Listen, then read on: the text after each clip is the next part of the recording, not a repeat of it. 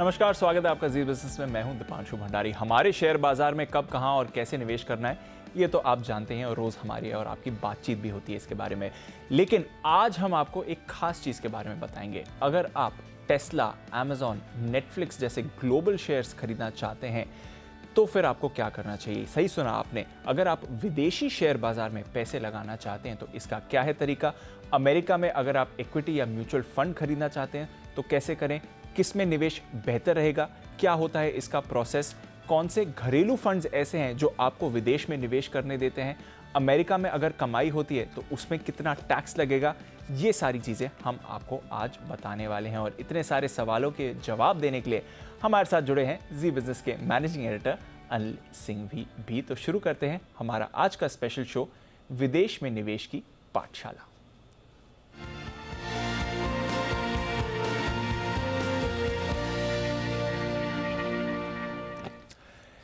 शुक्रिया अनिल जी और बहुत बहुत स्वागत है सर आपका। लंबा समय लगा सर ये बनाने के लिए और ढेरों सवाल भी भेजे हमारे दर्शकों ने भी और काफ़ी इच्छा है इनके जवाब जानने के लिए लोगों की। तो सबसे पहले क्वेश्चन से ही करते हैं शुरुआत सर, और काफ़ी सारे क्वेश्चंस कवरेंगे इस शो में। कवर करना है अगर आपको विदेशी शेयरों में निवेश तो कैसे करना है? दो तरीके हैं जी। सीधे सीधे जाकर शेयर खरीद लो, जो आप हम यहाँ पर सारे दर्शकों को बताते ही हैं कि आपने कोई अकाउंट खुलवाया किसी ब्रोकर के यहाँ जाकर शेयर खरीद लिए। और दूसरा तरीका इनडायरेक्ट इन्वेस्टमेंट, जो कि आमतौर पर म्यूचुअल फंड्स, आपने इक्विटी म्यूचुअल फंड में पैसा डाल दिया या पोर्टफोलियो मैनेजमेंट सर्विसेज वगैरह लिए। सो वही तरीके विदेश में भी है। आप सीधा विदेशी शेयर खरीद लीजिए या फिर किसी विदेशी म्यूचुअल फंड में पैसा लगा लीजिए। जैसे अमेरिका में पैसा लगाना है, अमेरिका में ढेरों म्यूचुअल फंड है, सैकड़ों हजारों म्यूचुअल फंड है, आपको जो स्कीम पसंद आए उसमें पैसा लगा लीजिए। तो ये दो सिंपल से तरीके हैं, सीधा शेयर खरीदिए या फिर विदेशी म्यूचुअल फंड करिए। ये दो बेटर ऑप्शन। बिल्कुल ठीक है। अच्छा, शेयर की बात पहले करते हैं। अगर शेयर खरीदने तो क्या करना है? 4 तरीके हैं शेयर खरीदने के। ओके, तो मैं एक एक करके चारों आपको बता दूं। जी सर। सबसे पहला तरीका तो ये कि एक कोई भी इंडियन ब्रोकर के पास आप अकाउंट खोल दीजिए, जो भारत का ब्रोकर है, जैसे कि कोई आईसीआईसीआई डायरेक्ट हो गया, एचडीएफसी सिक्योरिटीज हो गया, एक्सिस हो गया, बहुत सारे ऐसे ब्रोकर हैं जो विदेशी शेयर खरीदने की सुविधा देते हैं। अच्छा, अब होता कैसे है, जिस भारतीय ब्रोकर के यहाँ आप अकाउंट खोल रहे हैं उसका टाई अप होता है किसी विदेशी ब्रोकर के साथ। ओके, है ना। जैसे विदेशी बहुत सारे ब्रोकर आकर भारतीय कंपनियों के साथ टाई अप करते हैं, वैसे हमारी कंपनियां भी, हमारे यहाँ के ब्रोकर भी बाहर के किसी ब्रोकर के साथ टाई अप रखते हैं। तो आपने अकाउंट खुलवा लिया फॉर एग्जांपल किसी आईसीआईसीआई सिक्योरिटीज़ में या एचडीएफसी सिक्योरिटीज़ में, और उनका होगा टाइप उनके साथ में। तो पहला तरीका तो ये, तो आपको तो अकाउंट हमारे लोकल ब्रोकरेजेज में ही खुलवाना है। ओके। दूसरा तरीका है कि किसी विदेशी ब्रोकरेज के साथ अकाउंट खोलें। अब आप सोचेंगे विदेशी ब्रोकर के साथ अकाउंट खोलना तो भारी काम है, कहाँ जाएंगे, कहाँ खोलेंगे? नहीं, बहुत सारे विदेशी ब्रोकर ऐसे हैं जिन्होंने इंडिया में अपनी ब्रांच खोल रखी है। राइट, है ना। सो इंडिया में उनका बिजनेस है। आप सीधा वहाँ अकाउंट खुलवा लीजिए। फॉर एग्जांपल TD अमेरिट्रेड है, चार्ल्स श्वाब है, बहुत सारे ऐसे ब्रोकर हैं जिनके नाम आपकी स्क्रीन पर भी है, जिन्होंने भारत में अपना कारोबार रखा है। आप तो सीधा वहाँ पर अकाउंट खुलवा सकते हैं। ठीक है, आप जाइए, उनको बोलिए, अब खोले ना खोले वो उनकी मर्जी पर है, जरूरी नहीं कि आप हर ब्रोकर को कंपलसरी बोल ही सकते हैं अकाउंट खोलना पड़ेगा। लेकिन दो तरीके हैं, एक लोकल ब्रोकर के पास अकाउंट खोलिए जिसका विदेशी ब्रोकर के साथ टाई अप है, दूसरा वो विदेशी ब्रोकर जो भारत में कारोबार करता है जी, और वो आपको सुविधा देता है कि आप विदेशी शेयर खरीदिए। ये दो तरीके बहुत आसान से तरीके हैं। ये तो तरीके हो गए ब्रोकर के। अब दो तरीके जो इंटरेस्टिंग है वो मैं बताता हूँ, एक्सचेंजेस के थ्रू। अच्छा, हाँ। एक है NSE IFSC, जो गिफ्ट सिटी के में अब नया जो अहमदाबाद में खुला है गिफ्ट सिटी, उसके थ्रू जो विदेशी बाजारों में पैसा लगाने के तरीके, उसमें दो तरीके हैं। NSE IFSC की जरिए पैसा लगाएं, ये NSE वाला रूट है, मैं विस्तार से समझाऊंगा। और चौथा तरीका जो है वो BSE के रूट के थ्रू है, जिसको इंडिया INX बोलते हैं। अच्छा, है वो BSE का रूट है, BSE के जरिए आप पैसा लगा सकते हैं गिफ्ट सिटी में। तो ये दो तरीके और हैं। तो कुल मिला के 4 तरीके हैं, 2 ब्रोकर वाले तरीके हैं, 2 एक्सचेंज वाले तरीके हैं। अच्छा, तो एक्सचेंजेस भी ऑप्शन दे रही हैं। हाँ, तो फिर बताएं सर, ये NSE ब्रोकर वाले तो मैंने आपको बता दिया, ब्रोकर वाले बता दिए। NSE IFSC ये इंटरेस्टिंग चीज़ है, ये बहुत ध्यान से आपको सुनना और समझना चाहिए। ये प्रोसेस अब मैं बता रहा हूँ कि अगर NSE IFSC यानी कि गिफ्ट सिटी में जो NSE का सेटअप है, उसके थ्रू अगर आप पैसा लगाना चाहते हो तो कैसे लगाएंगे। पहली चीज़, NSE IFSC में ब्रोकर रजिस्टर होते हैं। ये नहीं जो सारे ब्रोकर यहाँ रजिस्टर है वो नहीं, वहाँ पे अलग से रजिस्ट्रेशन होता है। उस ब्रोकर के साथ आपको ट्रेडिंग और डीमेट अकाउंट खोलना होगा। ठीक है सर। अगर आपका ऑलरेडी यहाँ पर अकाउंट है तो बहुत आसान है, फिर वो एक हल्की सी फॉर्मेलिटी आपको और करनी है, वो कर लीजिए। अकाउंट आपका उनके साथ खुल गया। ये सारे इंडियन ब्रोकर्स होंगे, ठीक है। इंडियन ब्रोकर जो NSE IFSC में रजिस्टर्ड है, उनके अकाउंट खोलिए। कोई भी इंडियन बैंक, जैसा आपका जिस भी बैंक में अकाउंट हो, कोटक बैंक, ICICI, XYZ, उससे आप पैसे ट्रांसफ़र कर दीजिए ब्रोकर को। ठीक है। जो भी NSE IFSC रजिस्टर्ड ब्रोकर है, उसको जहां आपका अकाउंट है पैसा ट्रांसफ़र कर दिए। अब पैसा ट्रांसफ़र करने के लिए ये ब्रोकर सीधा अकाउंट शेयर नहीं खरीदता। अच्छा। मार्केट मेकर्स होते हैं, विदेशी मार्केट मेकर होते हैं। ओके। तो आपका जो ब्रोकर है वो आप विदेशी मार्केट मेकर को बोलेगा कि ये शेयर मेरे लिए खरीद दीजिए या बेच दीजिए। अच्छा। खरीदना बेचना दोनों, हम आमतौर पर खरीदने की बात बोल रहे हैं, लेकिन खरीदना या बेचना दोनों ही है। हाँ। तो आपका ब्रोकर विदेशी मार्केट मेकर के जरिए शेयर खरीदेगा, बेचेगा। अब विदेशी ब्रोकर ने खरीदे, वो कंफर्मेशन अमेरिका के कस्टोडियन को भेजेगा। अच्छा। हाँ, जैसे यहाँ FIs जो ट्रेड करते हैं वहाँ कस्टोडियन होता है, अपने यहाँ क्लियरिंग मेंबर होता है, वैसे कस्टोडियन होता है। तो वो कस्टोडियन को कंफर्मेशन भेजेगा, हाँ भाई मैंने इनके लिए ये शेयर खरीद लिए। अब आपको शेयर नहीं मिलेंगे। अच्छा। हाँ, मेरे पास शेयर नहीं आ रहा है। शेयर नहीं आएंगे। तो अमेरिका का जो कस्टोडियन है वो आपको डिपॉजिटरी रिसीट इशू करेगा। आपने नाम सुना ना, ADR GDR कई बार बोलते हैं। हाँ, सुनते भी हैं। करेक्ट। तो जो हमारे स्टॉक बाहर लिस्टेड है उनको हम उनके बदले में, शेयर के बदले में ADR इशू होता है, अमेरिकन डिपॉजिटरी रिसीट। बिल्कुल। Global depository receipt GDR। वैसे ही अगर आप अमेरिका का शेयर खरीद रहे हैं तो वो शेयर नहीं आएगा, डिपॉजिटरी रिसीट आपके पास आएगी। और कैसे आएगी? वहां का जो कस्टोडियन है वो यहाँ पर घरेलू कस्टोडियन, मसलन HDFC bank for example, HDFC bank को डिपॉजिटरी रिसीट दे देगा, और HDFC बैंक इन शेयरों के बदले में, या जो यहाँ का जो कस्टोडियन है वो इन शेयरों के बदले में आपके अकाउंट में ये डिपॉजिटरी रिसीट क्रेडिट कर देगा। तो शेयर के बदले में आपको रिसीट मिल गई। ओके, ठीक है। तो उसकी वैल्यू का प्रूफ आ गया। वैल्यू का प्रूफ हो गया, ये आपके डीमेट अकाउंट में आ जाएगी। एग्जैक्टली आपके डीमेट अकाउंट में आएगी, लेकिन वो शेयर्स नहीं होंगे, डिपॉजिटरी रिसीट होगी। नाम में फर्क है। समझ गया। शेयर में आपको वोटिंग राइट मिलता है, डिपॉजिटरी रिसीट में वोटिंग राइट नहीं मिलता।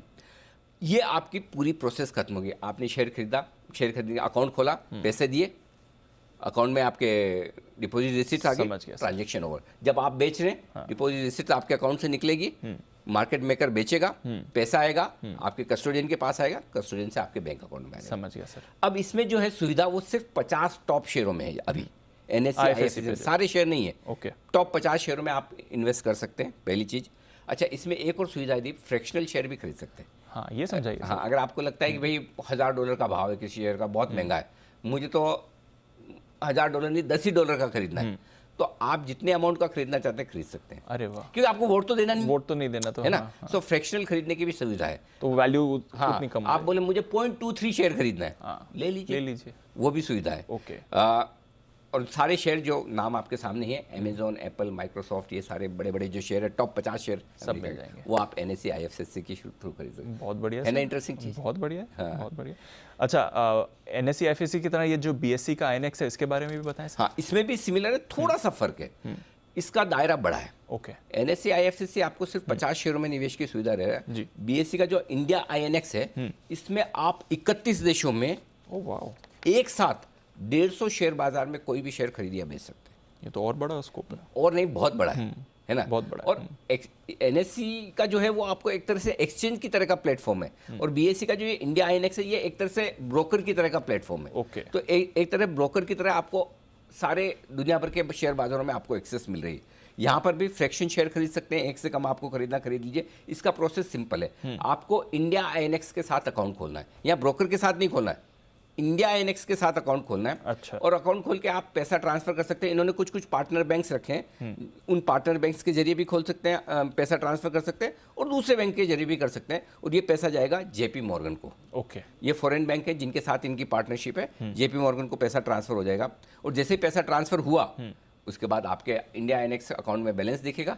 ठीक वैसे जैसे आप ऑनलाइन किसी ब्रोकर के ट्रेड कर रहे हैं, आपने उसके ब्रोकर के अकाउंट में डाले, पैसे ट्रांसफर किए, क्रेडिट आ गई, आपका बैलेंस दिख रहा है, आप शेयर खरीद लीजिए। वैसे इंडिया INX एक तरह से ब्रोकर हो गया। समझ गया सर। एक्सचेंज ये ब्रोकर हो गया, एक्सचेंज का ब्रोकर समझ लीजिए। समझ गया। ठीक है, और आपके बैलेंस आ गया, उसके बाद आप शेयर खरीद लिए। अब जो शेयर आते हैं वो शेयर इसमें आपके पास नहीं आएंगे, विदेशी कस्टोडियन के पास रहेंगे, जिसका नाम इंटरएक्टिव ब्रोकर LLC है, उसके पास शेयर रहेंगे। ऐसी कोई दिक्कत वाली बात नहीं, वहाँ आपके शेयर पड़े रहेंगे, और वो और इसमें इससे जुड़े अगर आपके कुछ और भी सवाल है तो मैंने एक लिंक भी दिया है, क्योंकि ये थोड़ा सा फर्क है दोनों में, एनएससी में और इसमें। सो यहाँ पर सिंपल सी चीज़ है, आपने जेपी मॉर्गन में पैसा ट्रांसफर कर दिया, बैलेंस आ गया, फिर आप शेयर खरीद लीजिए, और बेचने की प्रोसेस भी वैसे ही है, पहले शेयर ट्रांसफर कर दीजिए, बेच दीजिए, आपके पैसे आ जाएंगे। तो ये थोड़ा फर्क है।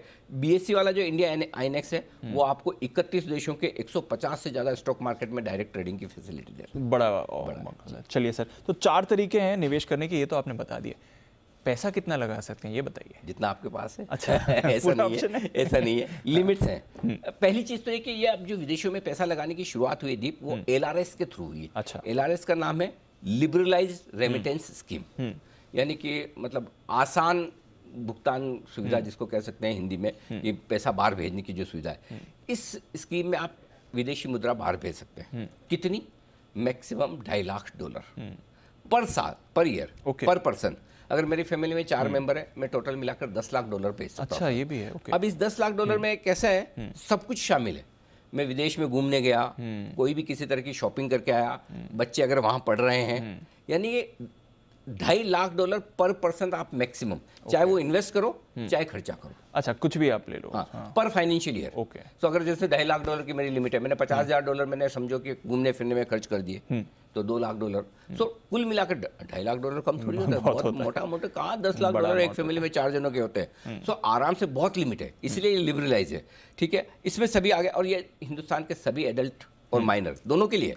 माइनर के लिए भी $2.5 लाख है, एडल्ट के लिए सिर्फ कॉर्पोरेट्स, पार्टनरशिप फर्म, एचयूएफ और ट्रस्ट, यानी कि इंडिविजुअल्स ही हैं जो इसमें एलिजिबल है, कंपनियां एलिजिबल नहीं है। तो अगर आपको विदेश में निवेश करना है एलआरएस में, तो इंडिविजुअल अकाउंट में करना पड़ेगा, अनिल सिंघवी के नाम पे करना पड़ेगा। अगर मैंने कोई अनिल सिंघवी प्राइवेट लिमिटेड बना रखी है, वो नहीं कर सकता। समझ गया सर। एक और छोटा सा नियम है, $7 लाख से $7 लाख से ज्यादा अगर आप एक बार में विदेश भेजते हैं, तो 5% tax collection at source TCS कटेगा, उसकी आपको बाद में क्रेडिट मिल जाती है, लेकिन ये करता है, ये हल्का सा एक छोटा नियम है। तो आप मैक्सिमम $2.5 लाख पर साल कर सकते हैं, अगर आप सीधा चाहें इसमें कर सकते हैं। अच्छा सर, निवेश की बात चल रही है, बट अगर वहाँ पर ट्रेड करना हो, स्पेशली वहाँ का अगर FNO में ट्रेड करना हो, तो ये भी कर सकते हैं। यहाँ पे बहुत सारे लोगों ने सवाल पूछा है कि क्या फ्यूचर्स ऑप्शन। जी नहीं, ये निवेश के लिए है, आपको डिलीवरी खरीदनी, डिलीवरी बेचनी।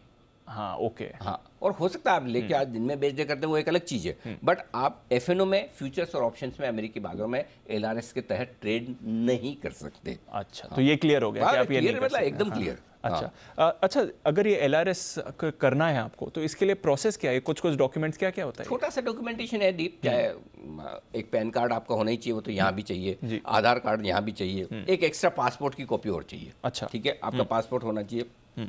विदेश में आपको पैसा भेजना होगा, तो एक वायर ट्रांसफर होता है, उसके जरिए आपको पैसा भेजने की सुविधा होनी चाहिए। और दूसरा, विदेश में फंड ट्रांसफर करने के लिए एक LRS स्कीम में अगर आप कर रहे हैं, तो एक फॉर्म A2 कम डिक्लेरेशन फॉर्म होता है, एक छोटी सी टेक्निकल फॉर्म है, जो भरना होता है वो आपका ब्रोकर बता देगा। तो कोई विशेष बात नहीं है, एक्स्ट्रा 1-2 आपको एडिशनल फॉर्म भरने होते हैं, बस उससे ज़्यादा ऐसा कोई नहीं कि कोई मतलब बड़ा मुश्किल काम है, वैसा नहीं है, आसान ही है बिल्कुल भी। ठीक है, तो सिंपल स्ट्रेट फॉरवर्ड प्रोसेस है, कुछ नहीं करना है। तो बेसिकली 4 विकल्प हैं आपके पास, ब्रोकर्स के और साथ ही एक्सचेंजेस के जरिए और LRS का सिस्टम।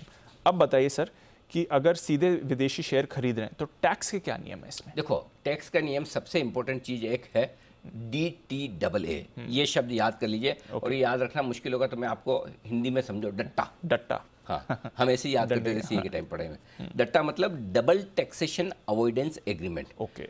भारत सरकार का कई सारे देशों के साथ में एक एग्रीमेंट है कि एक कोई भी भारतीय कमाई कर रहा है किसी दूसरी देश में, तो उसकी कमाई पर टैक्स वहाँ भी लगे, यहाँ भी लगे, ये ठीक नहीं है। दो में से एक ही देश में लगेगा।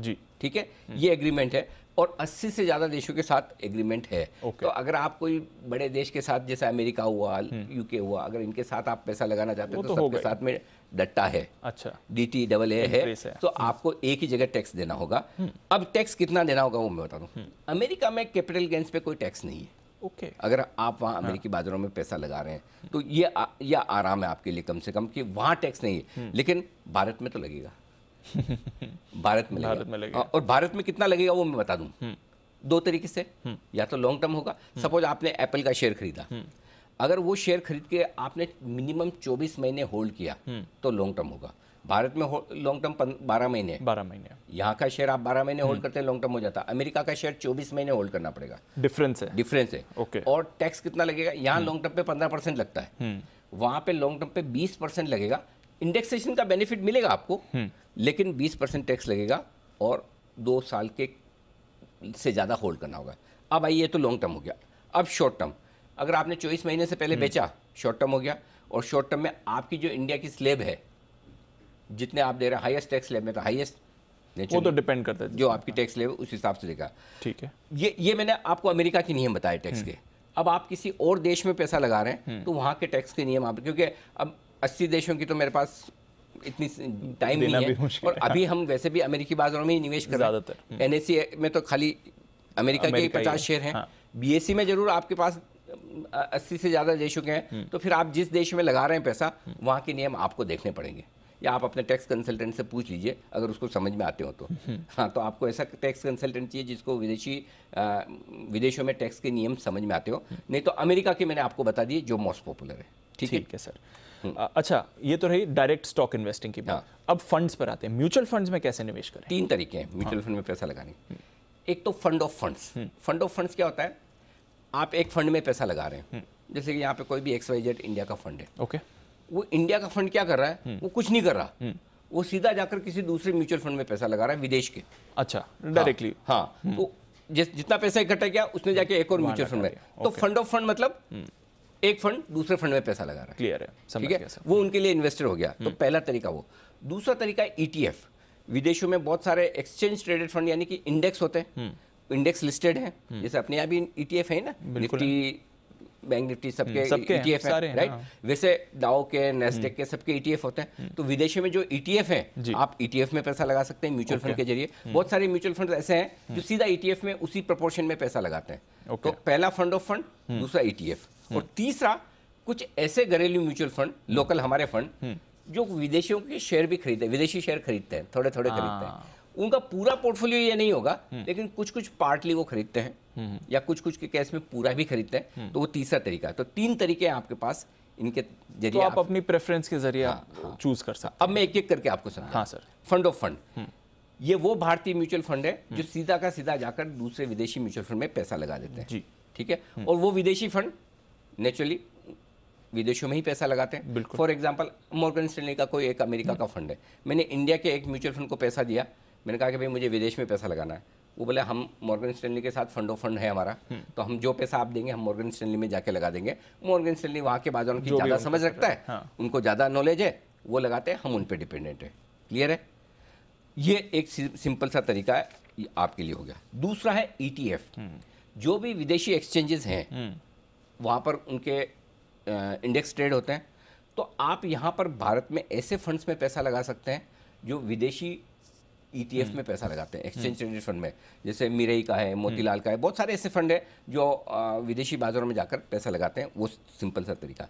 तीसरा तरीका ऐसा है कि कुछ कुछ ऐसे घरेलू म्यूचुअल फंड हैं जो विदेशों में निवेश करते हैं, विदेशी शेयरों में निवेश करते हैं।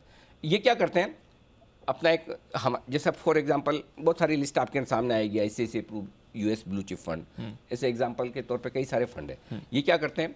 ये किसी विदेशी ब्रोकर के पास अपना अकाउंट खुलवाएंगे, और वहाँ पर अपनी समझ से शेयर खरीदते बेचते हैं। यहाँ पर आप भारतीय फंड मैनेजर पर भरोसा कर रहे हैं, या भारतीय फंड हाउस पे भरोसा कर रहे हैं कि वो विदेश में जाकर अच्छा निवेश करेगा। ठीक वैसे ही कोई मॉर्गन स्टैनली, कोई जेफरीज यहाँ पर आकर पैसा लगाता है, हाँ। है ना? इंडिया में भी तो वो आकर पैसा लगाते हैं। वैसे हमारे वहाँ भी जाकर वहाँ पैसा लगा सकते हैं। ये विदेशी ब्रोकर के पास अकाउंट खोलेंगे फंड, और वो एक पोर्टफोलियो बनाएंगे, 5-15 तरह के अलग अलग शेयर खरीदेंगे। तो तीसरा तरीका ये हुआ कि हमारे घरेलू म्यूचुअल फंड है जो विदेशी शेयरों में निवेश करते हैं। तो ये 3 तरीके हैं फंड्स के लिहाज से जो आप देख। तो फंड ऑफ फंड वहाँ के फंड में लगा देगा, या फिर डायरेक्टली हमारा फंड भी वहाँ पे लगा सकते हैं? कोई प्रॉब्लम नहीं। फंड ऑफ फंड वहाँ का फंड, ETF वहाँ का इंडेक्स, और घरेलू म्यूचुअल फंड यहाँ का फंड वहाँ जाकर पैसा लगा रहा है। तो 3 तरीके, 4 तरीके डायरेक्ट शेयर खरीदने के, 3 तरीके म्यूचुअल फंड खरीदने, 7 तरीके बता दिए। समझ गए सर।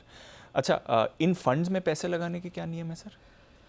नियम में आमतौर पर एंट्री लोड कुछ भी नहीं लगता, जैसे हमारे यहाँ भी नहीं लगता। एग्जिट लोड भी वैसे आमतौर पर नहीं लगता, हर एक फंड की स्कीम आपको देखनी पड़ेगी। लेकिन एग्जिट लोड अगर एक साल के पहले आप पैसा निकालते हैं तो ही आपको एग्जिट लोड लगेगा। इसके अलावा दूसरे चार्जेस जनरली कोई अलग से चार्जेस लगते नहीं। दीप, एक्सपेंस रेशियो में आपके सारे के सारे चार्जेस, आपके सारे चार्जेस आ जाते हैं, तो अलग से और कोई चार्जेस लगते भी नहीं। ठीक है, तो कुछ वहाँ पे प्रॉब्लम नहीं है। अच्छा, चार्जेस भी नहीं लग रहे हैं, फंड्स में पैसे लगाने के नियम भी समझा दिए। अब बताइए, जो आप एक बात कर रहे थे आरबीआई की सीमा थी वो रिलीज हुई है, ये सीमा क्या है? अधिकतम कितना निवेश मैं कर सकता हूँ? अब ये सबसे इंपॉर्टेंट चीज़ है। सारे भारतीय म्यूचुअल फंड मिलकर विदेश में मैक्सिमम $7 बिलियन, यानी कि आज के हिसाब से करीबन 55,000 करोड़ रुपए का निवेश कर सकते हैं। ये आरबीआई ने लिमिट करेगी। $7 बिलियन के आसपास सारा निवेश पहुंचेगा, ब्रेक बंद। ओके, ठीक है। जैसे थोड़ा कम होगा वापस से।